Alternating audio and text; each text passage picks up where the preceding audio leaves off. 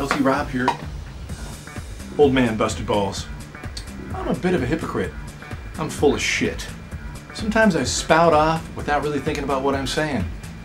Even people like Marc, Lobliner, and Jason Blaha are powerless against the forces of bullshit. We've all been there. And just because you have a large subscriber base and a camera doesn't mean you're infallible. Even if you have a tiny subscriber base and a shitty camera, the same rules apply. Full disclosure, I'm sub to them both, and I particularly enjoy Blaha's channel, although it's hard to keep up with all his videos as he produces more content than a crack whore off birth control. I'm not sure exactly what that means, but it's a lot. One of my first videos on YouTube was mocking the concept of obesity as a disease, pushing the idea basically that it's merely a choice and all you have to do is think your way out of it.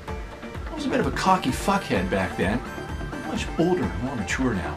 It's been nearly a year, and I've learned a lot. The ridiculous notion that obesity isn't a disease. I was stricken with the disease, and I've been cured of it.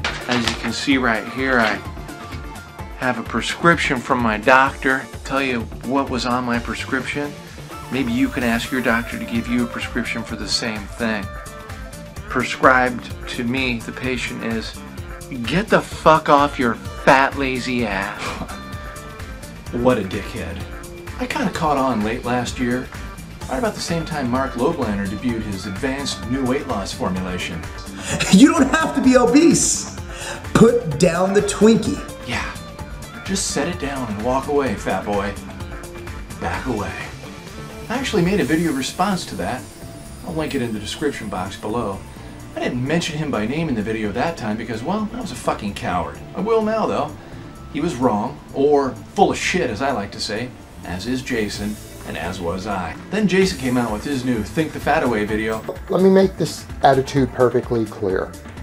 Your physical fitness, your obesity, your health, the overwhelming majority of it is a personal choice. You know, after that, I thought, fuck it. Face first into the shit pile? I'm in.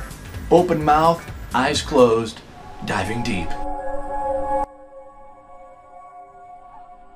Thank God, I finally realized all my life's biggest problems were just a choice. Whew. Such a relief.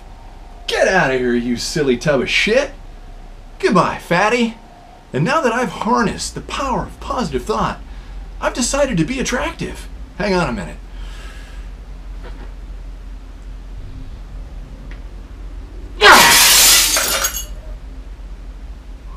Did it work? Turns out facts, science, and reality disagree with all three of us.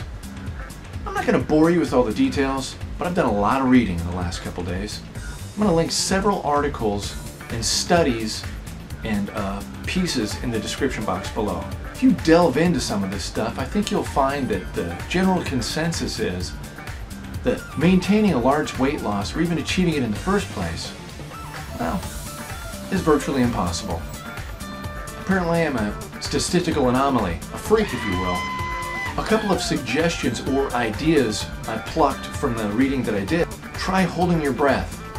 Now imagine how much your body's compelling you to breathe after a while. That's how badly your body will compel you to eat. Now consider fasting for 72 hours. Imagine how much you're going to want to eat, how hungry you are, how compelled you're going to be to eat. That's what it's like sometimes for people that used to be fat when they're trying to not be fat anymore. It's that complicated. It's that difficult. It's that not such an easy decision. I will have to track what I eat, pay attention to my diet, and stay on top of this for the rest of my life, or it won't work for me. Some people don't need to. They can just do it by instinct. Instinctually, if I eat whatever I want, it kind of ends up looking like this. So the takeaway?